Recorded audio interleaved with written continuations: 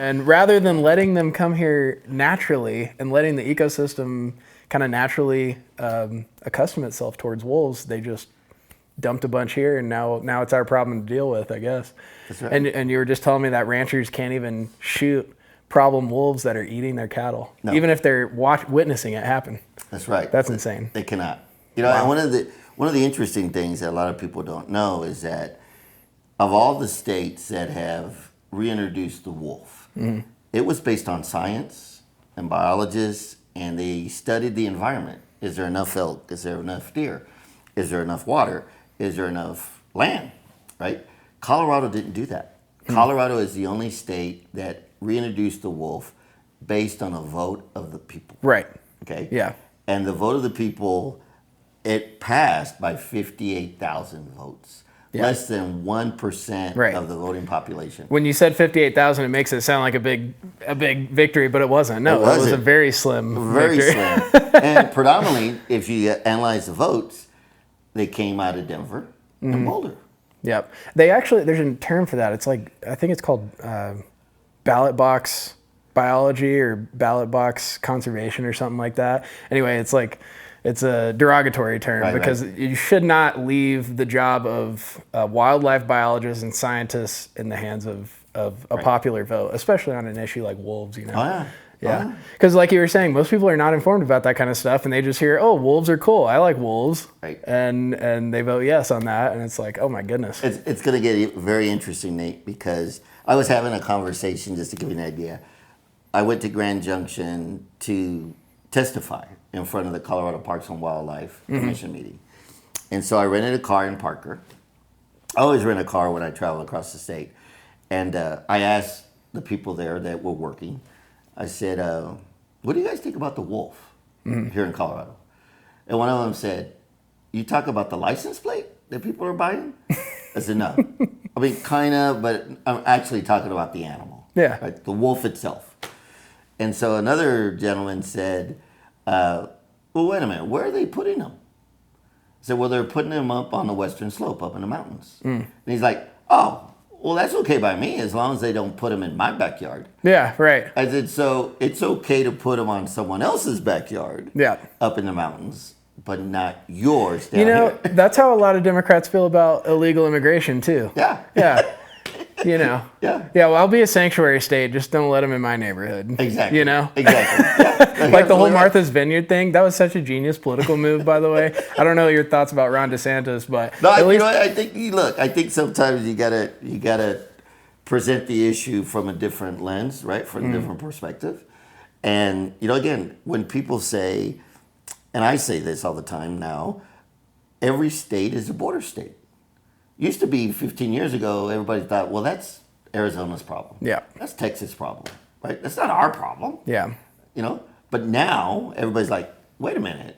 It seems like every state is now a border state. Right. Because we're all dealing with the same issues. And there's kind of, hidden organizations or cartels or whatever you want to call them, coyotes whose job it is. There's organizations whose job it is to smuggle human beings into other states. That's true. And so when you have an operation like that going on, no state's going to be safe. But and Colorado's dealing with the consequences of that, and having a blue governor doesn't really help very much with that issue. But yeah, I don't know. Have you heard kind of the media buzz around Gabe Evans recently?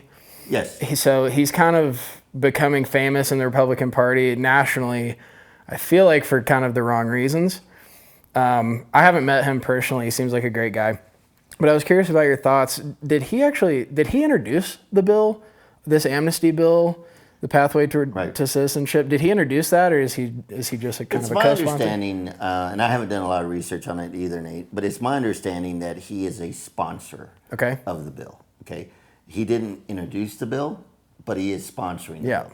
And so it seems like he's supporting it publicly, and he's kind of endorsing it. Yeah, well, as a sponsor, right, you are basically putting your name on it and saying, hey, this is a bill that I put my name behind it. Yeah. And so I support it, right? If anybody has any questions, feel free to ask me why. And I think I've looked at it. I think it's got some good concepts to it. Yeah. What are some of the positives, and then what are maybe some downsides of that? One of the interesting things is, I was in Congress, and I introduced a bill when I was there.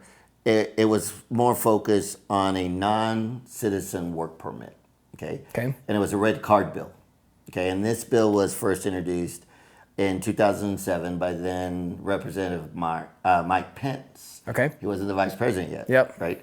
It didn't go very far because it wasn't a crisis yet. And then Newt Gingrich, when he was running for president, he tried to reintroduce it. Yep. Again, it didn't get a lot of traction because it wasn't a big issue like it is today. Right. When Biden and Kamala allowed 10 million to come in, and they were coming in at 7,000 to 8,000 a day. Yeah. Right. And then it became a crisis. Right. And so, but the whole idea is, how do we manage the border, and how do we maintain our labor force? Right. A lot of the issues that I've seen in the bill that Representative Evans, and I know him very well, Gabe and I, we're friends. He's got my cell number. I got his cell number. I think some of it already exists, like the e-verification.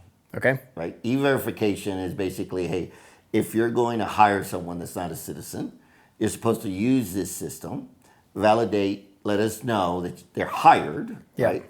So that way, if there's any Do they have to have a valid work visa at that point? At least they should. Okay. They should, right? And so because we need to know who's here. Yeah. Right?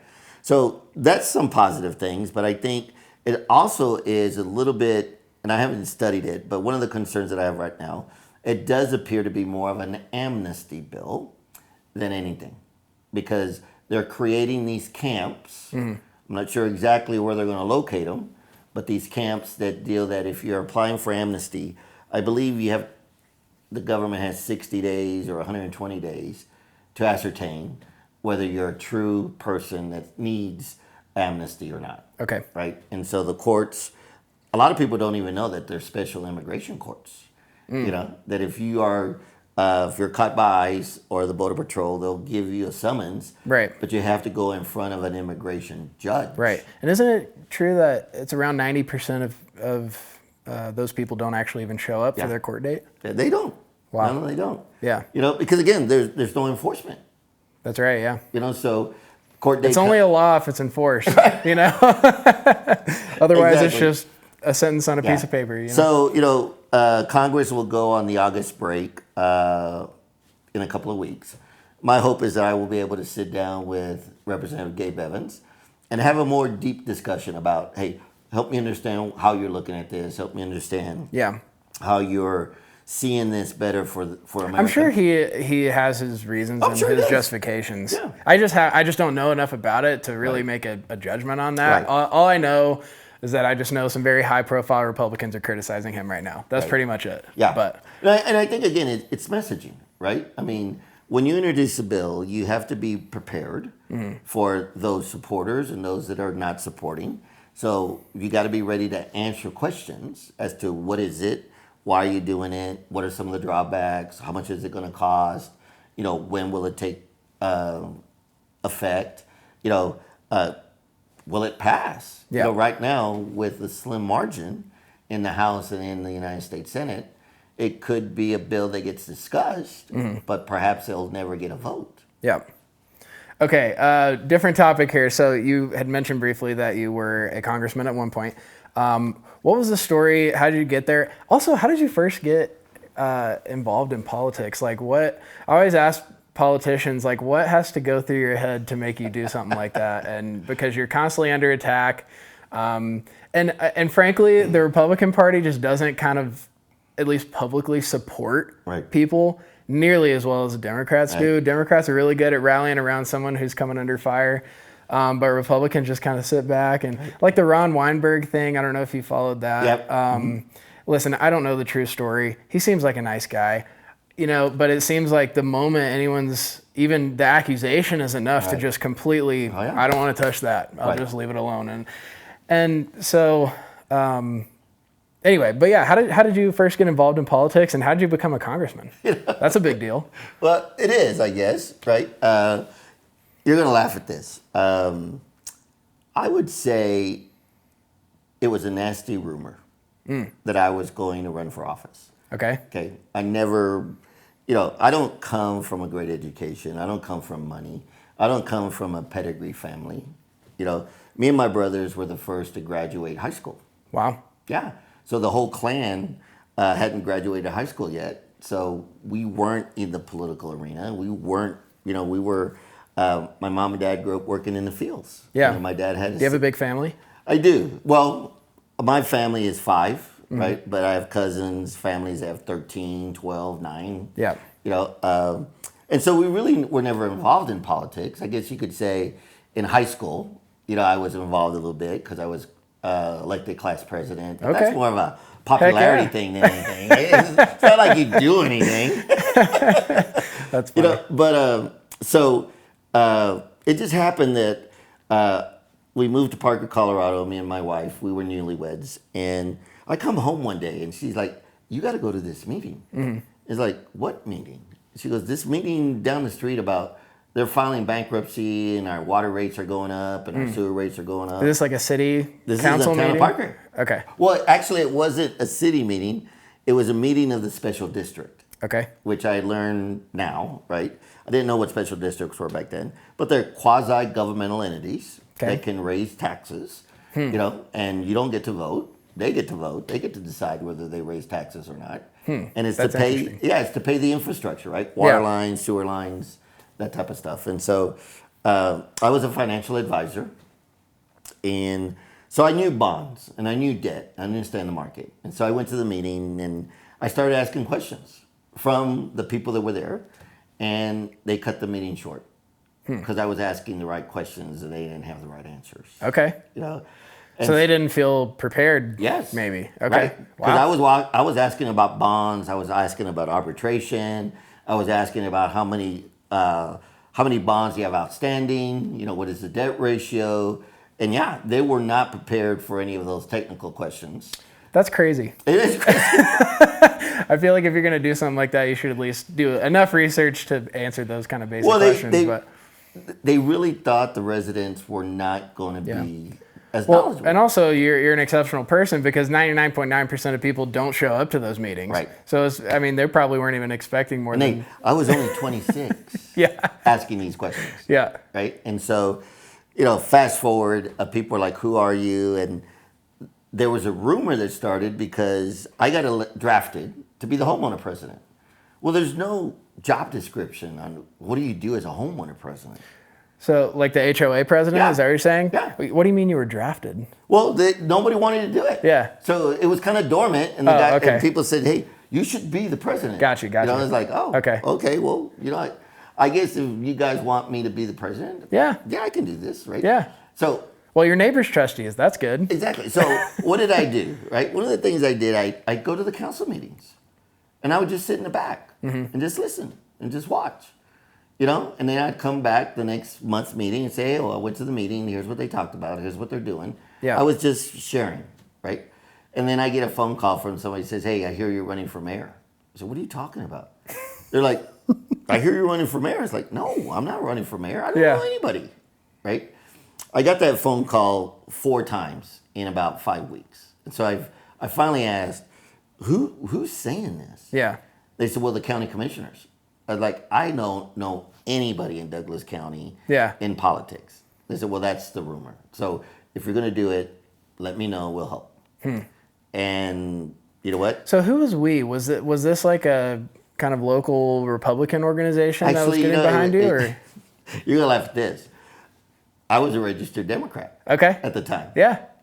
And so, I was Hispanic. I am Hispanic, right? And so my ethnicity, I remember very clearly in Texas, when you get your driver's license, I was 16. Okay. Right? And so the lady asked, what party are you? So I look at my mom and I say, Mom, what party are we? She's like, we're Democrats. She's like, I'm a Democrat. I just wanted my license. Right. Right. So I was a registered Democrat. And so we was the people in the community, right? They're like, hey, we saw you ask the questions. We're seeing you on these meetings. We really think you should run. We'll help you. And I come to find out that it was the biggest subdivision in the town. and they felt like they had no representation. Yeah. Because of the Metro District. I can tell you, Nate, I went to the mayor and at a public meeting, and I said, we need help. They're looking to file bankruptcy in our neighborhood. Yeah. We don't understand what's going on with the whole debt, and can you have your attorneys and the finance director? And she said, no, that's not our job. I said, well, whose job is it? Yeah. I said, well, we live in the town. Yeah. And she's like, yeah, but the taxes that are being raised is from a metro district, a governmental entity that is not part of the town. It's like, and I'm looking at her, it's like, I really don't care who's doing it. Yeah. I need help. I wish we had more time because, what is even a metro district? How is a non-government organization raising our taxes? I don't understand all that. Well, I'll give you a... Well, you'll have to come back one day. Exactly. So anyway, long story short, I decided to run. I was 27. I ran against the incumbent mayor and a bank president and a retired school teacher that was now a very popular real estate agent. Okay. And I ended up winning by about 28 votes. And so Man. what I didn't know, Nate, at the time is that... That's a nail biter, I'm sure. It is. Well, back then, right, it's like, this was in 92, and so we didn't have the machines. It was a strongman form of government. So what that meant is not only was I the mayor, but I was the city manager. Okay. So every department head reported to me. Yeah. So you had a lot of authority. Yeah, the chief of police, public works, the attorney, the judge, everybody. Yeah. Right? And they were all 15, 20 years my senior.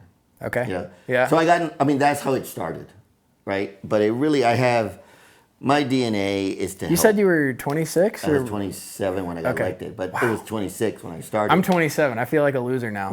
Thanks a lot. No, Well, I look at 27-year-olds and I can appreciate now when people would see me back then, like, you're actually the mayor of Parker? Yeah. Like, yeah. And they're like, really? Yeah. Like, yep.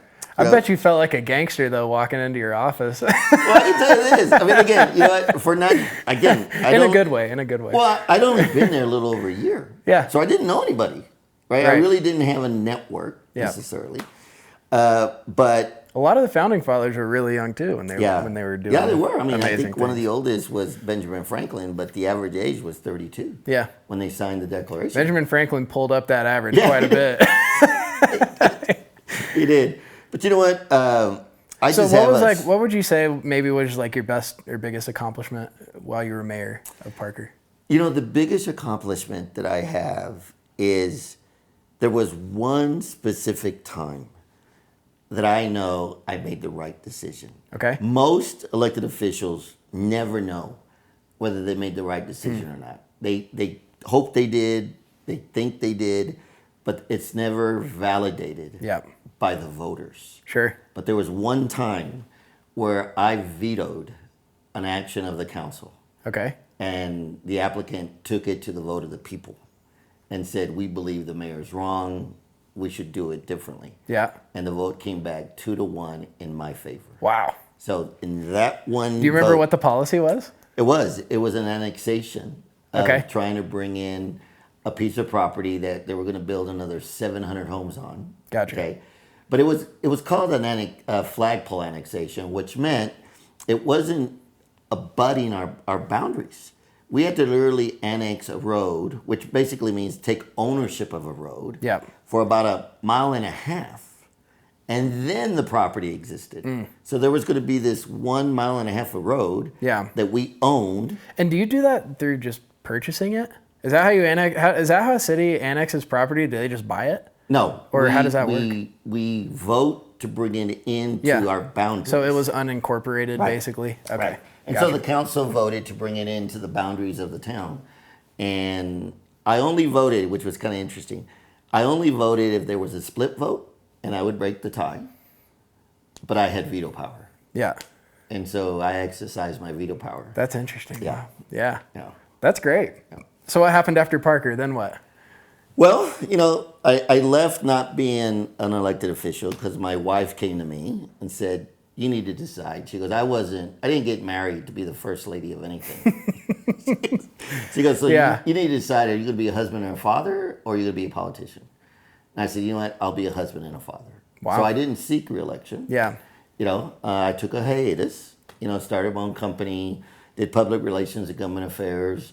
The understanding is I would not seek any type of public office until the kids were out of high school. You know, and so there was a big gap where I wasn't in the politics per se, but I became the president of the Denver Hispanic Chamber of Commerce. Okay. I became involved in other organizations that dealt with business. Yep. And then I became the director of the United States Small Business Administration here in Colorado. Wow. So always involved in community things, always involved in helping businesses and families improve their quality of life. Well, I just want to take this minute to shout out a few of the companies that I really admire and respect. The first one's going to be The Table. This is a coffee shop located in Loveland, Colorado at Res Church. They're actually open all the time, not just on Sundays. They are closed on Saturdays though, but this is handcrafted gourmet coffee. So freaking good. You got to check it out. The other one is going to be Alp nicotine pouches. Okay. This is Tucker Carlson's nicotine pouch brand. Okay. So stop supporting the woke companies. Check out Tucker Carlson's Alp nicotine pouch brand. You can do 3, 6, or 9 milligram nicotine pouches. Alp is spelled A-L-P. Okay, go check that out. You have to order them online. You can't get them at gas stations. So you're gonna have to order them online. So make sure you give yourself plenty of time. If you have a nicotine craving, like order it, 2 weeks before your nicotine craving hits. The last one that I want to shout out is For God and Country Cigars. Okay, this is a hand-rolled premium tobacco brand. These guys source their cigars from the Dominican Republic. Very good, high quality tobacco. You can get those on their website, forgodandcountry.com. For God and Country Cigars, 2% of all of their proceeds go towards fighting child sex trafficking, okay? They actually support organizations, former Navy SEALs, military guys. They actually go in and rescue people who are being human trafficked, okay? So they support very good cause. Go check those guys out, forgodandcountry.com. Premium handcrafted rolled cigars. Check it out. Yeah, it's honestly amazing that a lot of, has there ever been a divorce in like the president in the White House? I don't think so. Not in the president. Which is amazing. Like that's actually kind of amazing that's never happened. Yeah. But yeah, it's really a testament, I think, to the strength of someone's marriage if they can withstand, someone holding political office. Well, I can tell you this thing. Look, you know what? Everyone has struggles in their marriage. Well, and yes, because it is. Look, marriage isn't easy, right?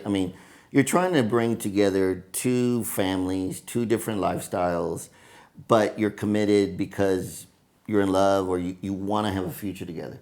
I'll tell you, my marriage survived because I went to counseling. Yeah. I went to marriage counseling. We've been to marriage counseling 3 times in our marriage. Okay. But I wanted to make my marriage successful. And I was humble enough to say, you know what? Maybe I'm not the smartest guy in this relationship. Maybe I need to figure out something different, because I saw my mom and dad struggle with their marriage and I didn't want to have the same struggles. But I always advise young men and women that are married to say, when you're struggling and you don't know where to turn, and you got to be careful if you turn to family, because family will tend to take sides, right? Yep.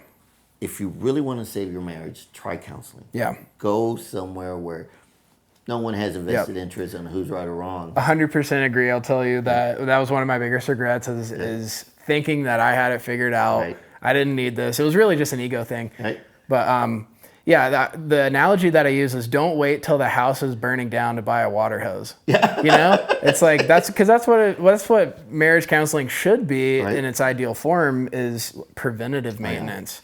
But there's a lot of pressures in the political life. Look, you've seen it. People get divorced. There's a lot of infidelity. There's a lot of stuff that gets in the way, right? And the hardest thing, I think, is for elected officials to realize you should not change who you are just because you got elected, right? Yeah. And you know what? I'm going to switch and go into Congress. Yeah, go for it. I wasn't planning to go to Congress. Again, it wasn't something that was on my bucket list. Just like I wasn't planning to run for mayor in my lifetime. But there was a resignation that happened. And Ken Buck, yes. Ken Buck resigned. And the governor had to call a special election. It's interesting because the governor can appoint a vacancy in the United States Senate, but they cannot appoint for a vacancy in the United States House of Representatives. I didn't know that. Yeah, so he had to call a special election. Yep. Right, and so they had to decide. Both parties had to decide whose name were we going to put on there, because it's out of the election cycle. Did they hold any type of primary or anything? They have what they call vacancy committees. Okay. Okay. And so I was getting a lot of calls from people saying, Greg, you should run for this. Actually, they wanted me to run when Representative Ken Buck said I'm not seeking re-election, because when I was governor, I was running for governor. In the primary, I won that entire district. Wow. And so they're like, you won this already. It's locked in. Right. Yeah. You know, and I said, well, I'm not interested in going to DC really. I mean, it's not something that I aspire to do. And so I chose not to. And then when the vacancy happened, a lot of people were saying, hey, we feel that they've already decided, some of the political players have already decided who they want. And we don't think it's fair to have someone that's in the special election that also wants to be there long term to be on both the special election ballot and the primary election ballot. Sure. You know, and so I said, you know, I talked to some people and I say, here's what I'll do. I will go and put my name in the hat and let everybody know that if you want to send somebody that is willing to do it for 6 months and then come home, I can do that. Yep. I'm willing to do that, right? And so 6 hours and 6 rounds of voting before I won the nomination from the Republican Party. Nice. To be the candidate. Heck yeah, man. Yeah. Right here. High five. Yes. And then You did it. You pulled it off. Yeah, and then I beat the Democrat. Yep. In the special election. Yep. So I was in Congress for 6 months. So what happens when you're is there a swearing in process? There is. Okay. Yeah. And so what is that kind of first day like? And also what's like your security clearance? How much access do you have to, I don't know, intelligence briefings, that kind of stuff? Well, you know, it's kind of interesting. Because I'm trying to, later I'm going to ask you about UFOs. Well, I can tell you this. So, you know what? Because Congress was in session, right? Traditionally, when you get elected in the normal cycle, your introduction to Congress is about 7 to 8 days long. Okay. Mine was 2 hours. Yeah. Okay. I walk in the first day, and the House clerk says, hey, this is your incoming briefing. I walk into a room, and there's like 12 people standing on this side of the room and another 12 on this side of the room. Big conference table. Mm-hmm. Nobody's sitting down, you know, and so they tell me, sit down at the head of the table. We're going to give you a debriefing, right? Okay. And so everybody starts coming up, right? This is your security. Here's your PIN. Here's your access code. Here's your computer, all that type of stuff. And then at the end, they take your congressional picture, right? And the speaker had already told me, his team, you're going to get sworn in tonight, okay? Because they vote 3 times throughout the day. Yeah. So, and you have 2 minutes to say whatever you want to say. Okay. To the entire House. Yeah. Right? Wow. Yeah. And so... that must have been a surreal moment, though. It I mean, is. really, like getting to serve on the national level in the capital, Washington D.C. Yeah. I mean, that's just like, Yeah, that's I mean, you know, you at least have played like a small role in history, you know, during that season. Yes, and then you know what, and when I tell you about not losing yourself, a lot of people want to remind you that since the beginning of our nation, okay, almost 250 years, Yep. there's only been roughly 12,300 and some odd House representatives. Wow. Throughout the history of our nation. Yeah. That's not very many. Yeah, and when you look at the population, right, and you're one of 12,000 and some odd, if you're not careful, you might believe that You're you special. right, that you're better than anybody. Sure. Right? And so, you know, I'll never forget, the speaker went up to the podium and, they also gave me so when I show up, somebody comes out of the corner and says, Congressman Lopez. And that was the first time that someone had called me Congressman in the actual floor of the House. And I said, yes. He goes, here's your voting card. So you get a voting card that you use to vote on every issue. Is it electronic? Like you It swipe is. it? Okay. Yeah. Interesting. Yeah. Yeah. And so they said, we're going to swear you in here in a little bit. And so the speaker called everybody to attention, got everybody's attention, asked me to come forward. Yeah. Right. And interestingly enough, Diana DeGette from Denver is the most senior congressional delegation member for the entire state. Okay. So she took it upon herself to introduce me to Congress. Yeah. And to tell the speaker that I had won the election and that I was going to be representing Colorado. Yeah. And then Was that Pelosi at the time? Was Pelosi the speaker? no, Mike Johnson. Okay. Now Mike Johnson was the speaker. Getting and my so- timeline mixed up here. And then Representative Doug Lamborn got to speak, as the most senior Republican. Yeah. And they both said some very nice words about my history. Congresswoman Diana DeGette, I've known her for years. Yeah. And then they said, okay, you know what, you have the floor. And you can address the entire House. Yeah. And so I mentioned my wife, and she got a standing ovation from all the House members. That's great. Yeah. Yeah. And then I did my piece. Maybe being a first lady has its benefits, She'll come around. Well, she has. She's like, okay, I'm ready. And then I said my 2 minutes worth, and I got a standing ovation from the entire House. Wow. Yeah. And when we left for the evening to get pictures with the speaker, he said, Greg, I have never seen every single Democrat get up and give. As soon as you said that, I was I was actually surprised. Yeah. Yeah, he was too. Wow. And I didn't know any better because I'd never been there, right? Yeah. And he's like, I don't know what you did, but keep doing it. That's good. Well, it may have been a unifying message is what it sounds like. But, okay, so do you remember maybe your most consequential moment or what was a bill that you were very proud of? Like what was something that happened while you were in Congress? Well, I'm going to tell you this. One of the bills that I struggled the most, that I wasn't sure how I was going to vote on it, and it's interesting because on the House floor, you'll see it. There is a religious person. This was a pastor. It was a female.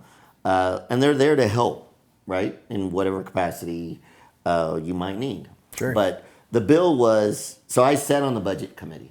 So the two committees that I sat on was the budget committee and science, space, and technology committee. Okay. Oh, UFOs. All right. I thought you might get a rise out of that. And so we were voting on whether we were going to vote and approve a continued resolution. Okay. Which fund the government so it doesn't shut down. Right. Which I always had a conversation with the speaker. Is like, the government never shuts down. No. It'll slow down, but it'll never shut down. And so the struggle was they had attached to it the SAFE Act, okay, which recently has passed by itself. But the SAFE Act was you must prove that you're a citizen to be able to vote. Mm-hmm. But they attached it to the budget. Right. So you wanted to pass the budget, you didn't want to pass the SAFE Well, Act. I wanted to pass the SAFE Act. Okay. I wasn't 100% supportive of the budget because we're $37 trillion in debt. Right. And I'm not seeing any cuts. I'm not seeing, it was basically a continuing resolution says, hey, we're going to continue to spend what we've been spending. Yeah. And we're going to add to it. Let me clarify because I may have misunderstood what you said. So the SAVE Act says that you do have to require ID And to be vote. a citizen. And to but you vote. didn't like that, or you did like it? I did like that. Oh, okay. So yes, you're in favor of voter ID. Yes. Okay. So Got you. I'm in favor of that portion of the bill, but I'm struggling in increasing the debt on the American people Yep. because there was no discussion about Right. how we spending the money. It was like, let's just spend what we've been spending. Yeah. And so I was struggling with I that. hate how they do that. Why do they do that? I don't know. Well, it should be single issue votes. Right. I Exactly. think. And so, And it should be like a page or two. It shouldn't Right. be 500 pages Exactly. that no one reads. right. So I was struggling with that. And so I went down and I talked to the pastor. I said, I'm really struggling. And she's like, what's going on? So I explained it to her. She goes, well, Greg, I know it's hard, but just follow whatever you think is the right thing to do, right? And so I said, okay, and I waited. There was probably 7 seconds left before the vote would close. Yeah. Right, and I decided to vote for it. Okay. Which meant I was going to raise the debt. Yeah. In exchange for making sure you showed ID Yeah. and you were a citizen to vote. So and then it failed. Okay. So it didn't pass. Right. Yeah. Oh man, that's funny. I was about to ask because I'm like, wait, we have national voter ID now? Nope. Oh man. Gosh, why do they do that? Still, it just bothers me. I hate the fact that they do that. It's like Save the Puppies Act, and then they have they throw all this random stuff in there. Well, here's another thing I'll tell you, Nate, that I was trying to push this, and again, I wasn't there long enough, but the Farm Bill. Mm-hmm. We should not call it the Farm Bill. It should be called the Farm and Food Bill. Okay. And the reason being is because over 83% of all the funding that's in the Farm Bill is welfare. Very little of it goes to the farmers. Yeah. So you got SNAP, you got welfare programs, but they're all under the title, the Farm Bill. And I wanted people to recognize, no, it's not about the farm. Yeah. We need to name it the Farm and Food Bill. So people would ask, well, why is it called the Food Bill? Because we're helping people buy food. Right. Yeah. Yeah. Yeah, so I mean, there's all those little nuances that, Right. bothered me. Is like, let's just tell people the truth. Yeah. Right? Okay. What was that? 2022 when you were in office? No, this was just recently. 2024. Yes. Yeah. So Okay. I was there from July of 2024 through January of 2025. And what was the committee about space security and that kind of So I stuff? was on the Space Science and Technology Got Committee. you. Okay, so were you in office when the drone stuff was going crazy in New Jersey? Yes. Did you guys receive any sort of briefings about that? No. Really? Yeah. How? That was like national news for a week or two. Well, because it was still, usually you won't get briefings unless it is a national security or something like that, right? So, but I feel like that would meet the definition. But we were being told that the military has it under control. There's nothing. You have to also remember that all was happening during when we were trying to pass the continuing resolution. The election was happening, and so there was a lot of things going on. Yeah. Right. That really didn't allow Congress to focus in on that specific issue. The members of Congress that were from those states were always like, "Hey, there's something we got to look into this. This is wrong." But for the entire Congress to focus in on it, I can tell you this: I was also there when the attempt assassination on President Trump happened, and we did get a lot of debriefings. Yeah. On that. And so is the official story accurate? Would you say just kind of a lone crazy guy? No. No. So what happened there? Well, first of all, you need to understand that I used to do advance work for the vice presidents of the United States. Okay. Okay. So I know pretty much how those events get protected, right? The perimeters, what they're looking for. That was blatantly someone making sure that the president was not being protected from all angles. Yeah. That is not an oversight. That is not a drop of we just forgot to put someone on that roof. Yeah. No. You do not allow a roof to be unprotected that close. Would you go so far as to say that it was an inside job? I would say that it was an inside job to not protect that building as it pertains to the actual intentions of the shooter and who put the shooter there. Yeah. That I don't know. Do you think it's possible that they just kind of knew that this guy, they kind of maybe figured out what this guy's plan was and just kind of took a step back and like, well, let's just let it happen? I think. And who is they, by the way? What do you think happened? Well, it's kind of, look, you're only 27, so you probably don't remember the Kennedy assassination, right? We still don't know who killed President Kennedy. There's a lot of theories as to who did it. Was it Oswald? Was it, people in the knoll? All that type of stuff. Yeah. I can tell you this. Clearly, the fact that President Trump was not injured more severely was an act of God. Oh yeah, God had his hands absolutely. on our president, Yeah. our candidate president at that time. But I do believe that there was an element, I couldn't tell you how big or how small, there was an element that really had focused on it's time to silence this voice. It's time to silence it. Wow. And they were going to go to whatever extreme to achieve that.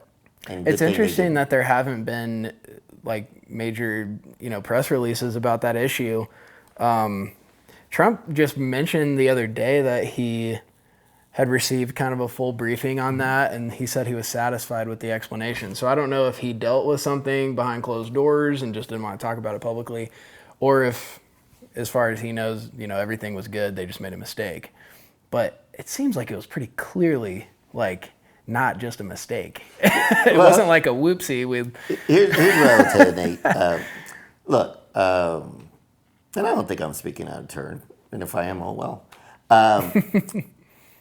You, as a sitting elected official, you have to evaluate the impact of any news and what it may have on the constituents, on the nation, on the city, on whatever, right? And then evaluate, is it a positive thing?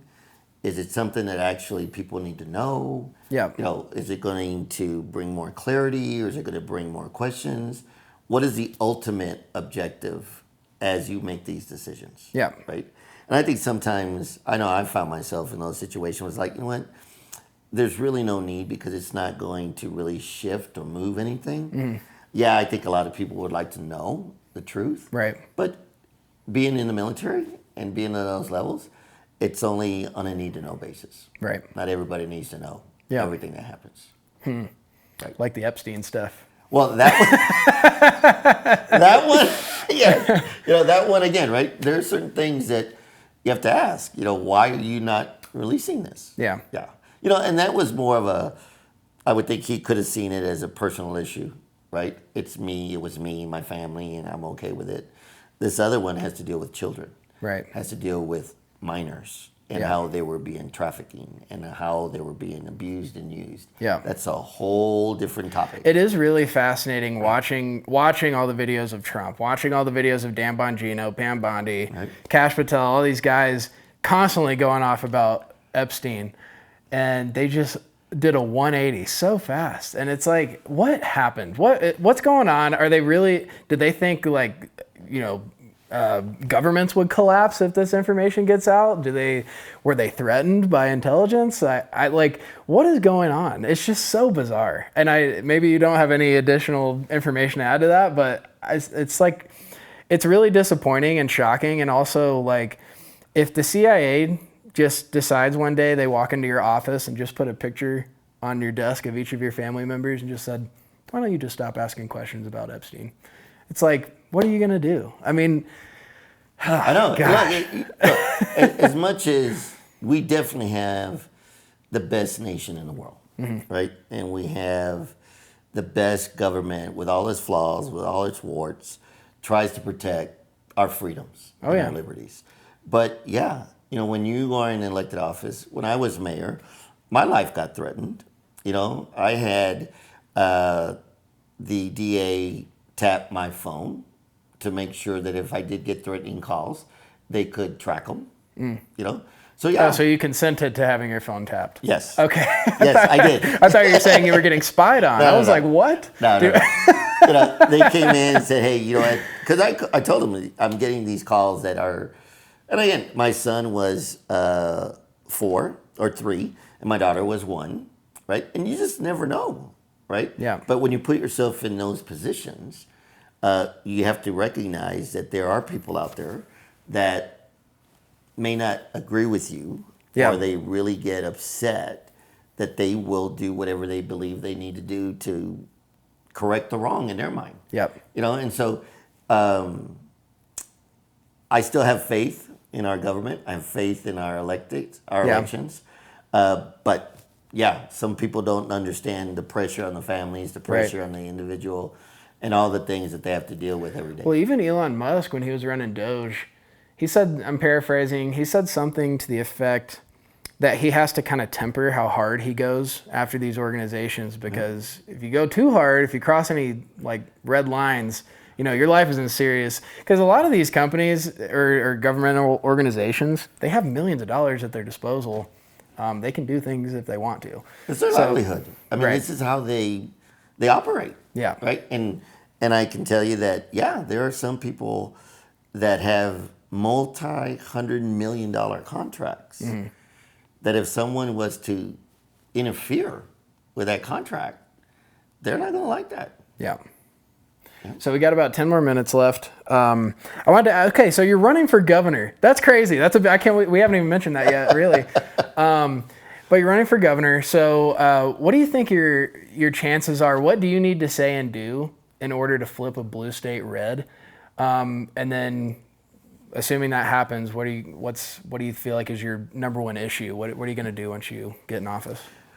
Well, here's what I'm doing that I think it's going to get me elected to be the next governor of Colorado. And that is, I'm not playing politics. I'm not going to focus on the Republican issues, the Democrat issues. The issues we face today, Nate, these are people issues. Yeah. It impacts everybody, And so I'm going into organizations and groups that are predominantly Democrat or liberal and having a conversation with them. Yeah. Last night I was at the State of the Cities address. Okay. Right?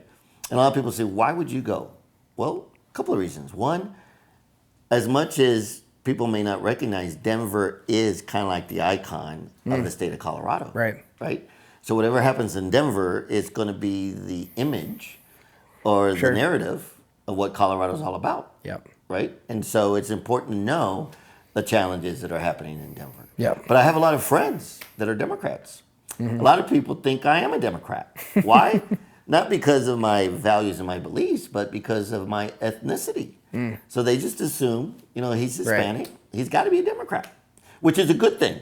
Yeah. Because that means I get to have conversations. Sure. With people that my opponents in the Republican side will never have an opportunity. People immediately put their walls up if they think you're a Republican. Exactly. So I'm doing that. I'm working very hard. I'm going to get outspent. Every Republican's going to get outspent by the Democrat Party. Mm-hmm.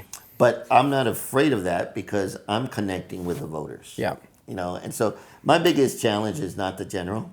My biggest challenge is winning the nomination. To become the candidate for the Republican Party to run for governor. Right. And I do want to let people understand that I've never run for governor, ever. This is my third time. This is my third time seeking the nomination. Got you. To be the candidate. Yep. To run for governor. Yep. And so when people say, "Great, this is your third time," it's like, nope. It's kind of like telling the Broncos, right? It's like, well, you guys made it to the playoff. Yeah. But you never made it to the Super Bowl. Yeah. So we don't tell the Broncos, well, you've made it to the Super Bowl the last 3 years. It's like, no, we've made it to the playoffs. Yeah. But we didn't make it to the Super Bowl. That's a good analogy. But I can tell you this. Every time I've made it to the Super Bowl, I've won. And so my record shows, send me to the Super Bowl. Boom. And I'm going to win. Let's go. Yep. And so you get over that hurdle. Let's say you get into office. What would be kind of your primary focus, would you say? Like what is like an issue or maybe a couple issues that you feel like Coloradoans really care about? I think there's a couple of them, but because Colorado's in a crisis. But I think the ones that I really want to focus in on first is parental rights. Having parents be able to say once again what's going to happen in the schools with their children. Yeah. Right? What are we going to teach the children? Parents need to be the ones that understand what is in the best interest of their child. Yeah. Not government, not bureaucrats, not even superintendents. The parents need to be actively involved. They need to be heard about their children. Okay. The other is local control. We got to decentralize everything that's happening here in Colorado. Yeah. Right. We got to give the control back to the cities, back to the counties, back to where the people are. People under the Gold Dome, they don't understand what's going on in Montezuma or Sterling, or La Junta. They believe one solution fits all, and it doesn't, right? So it's bringing local control back to the municipalities Yep. and having government get out of the way. Yep. Those are probably the two. The third will probably be helping small business. Yeah. Because there's so many regulations that Oh are my unnecessary. goodness. Yeah. And we need to have small business survive and thrive because that's the pathway for people to feel that they can provide for their family. Oh yeah. Help them go to higher education or whatever it may be. Yeah. But they're in control of their own destiny. Yeah. And that's small business. And I'll just add to that, just on the limiting regulation aspect. The reason that housing prices are so high, this is basic supply and demand. Okay, if there's more houses, then the rent and the mortgage is going to be cheaper. It just is, like, the prices are going to go down. I think you have to obviously you need it to be safe. You don't want your house just crumbling or anything, but just making it easier and cheaper to build houses. We have so many construction workers and real estate guys and home builders. Just let them do their job, man. Yeah. Just get out of their way. Mm-hmm. But no, they have to go through they have to get all the city permits and then the environmental checks and all that stuff. And then they have to go on the county level. And it's like, there's just so much. And before you even start building, a lot of times you've spent hundreds of thousands of dollars. Exactly. Look, Nate, remember, I used to be a former mayor and a city manager. I understand land use. I understand zoning. I understand development projects, right? So you're absolutely right. Why is it that a special district, right? Water. A lot of cities don't provide water. It comes from a special district.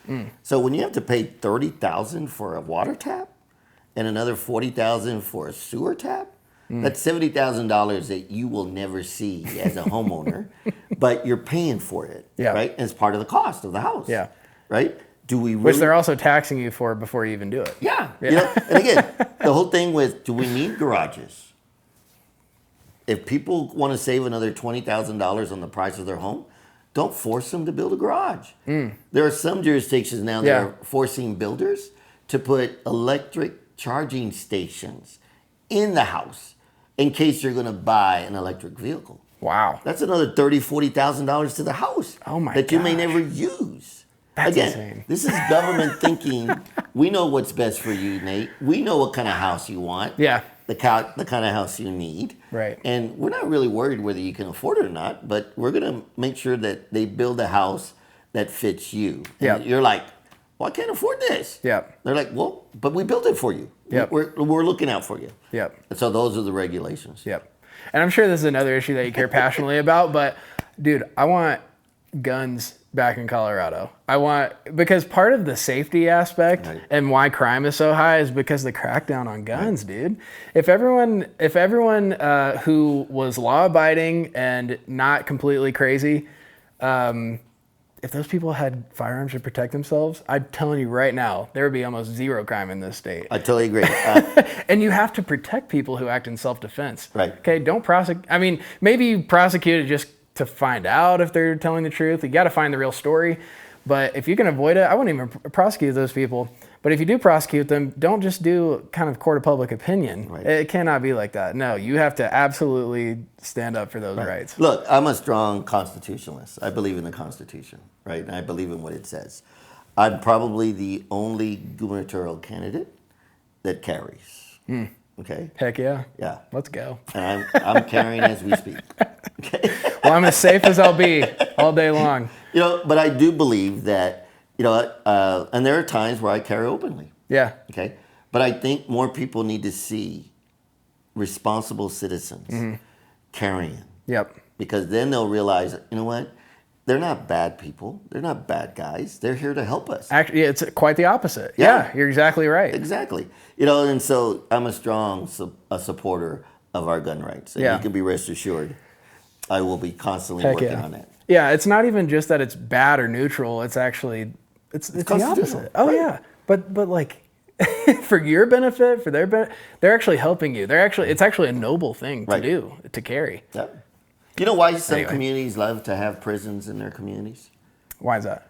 Because the criminals aren't going to stay there. Okay. What do you mean? Think about it. You're a criminal. You break out of prison. You're going to stay in that little town? No. You're going to run forever, right? Yeah. And what's the other benefit of it? You have more law enforcement. Eating lunch, traveling, living in that community. Yep. And so that community is a safe community. Yep. Because there's so many people in law enforcement that are looking out for each other. Yep. And that's really what we need to start doing. Amen. Is looking out for each other. Amen. That's a great message. So with our last minute or two, just wanted to give you a chance to shout out your website, social media, say any final words that Where's you the wanted camera to say. right here? Yes, sir. So listen, the future of Colorado lies in our hands. We get to decide what Colorado is going to look like in the future. And so if you're looking for someone that listens, if you're looking for a candidate that fully understands the totality of what it means to be the governor of 64 counties, of 5.9 million people, that listens to everybody and tries to find the solutions, then you need to support my campaign. And you don't need to write big checks. Some people think, well, I don't know that I can write a big check. I'm not looking for big checks. If you can write $5, $10, $20 a month between now and November of 2026, all that matters. So I'm just here to tell you, you know what? The future of Colorado is in our hands, and I'm always going to put people over politics because we need to have Colorado a state that we can all be proud of once again. So join me, and together we will make Colorado a brighter future for all of us, regardless of zip code and regardless of income. We are together, and that's what makes Colorado unique. Beautiful. Thank you so much for your time. I really appreciate betcha. it. We'll do it again one of these days. Let's do it. Thank you for tuning into the Better Nate Than Ever podcast. If you enjoyed this episode, don't forget to like and subscribe. Thank you so much, and we'll see you again next week.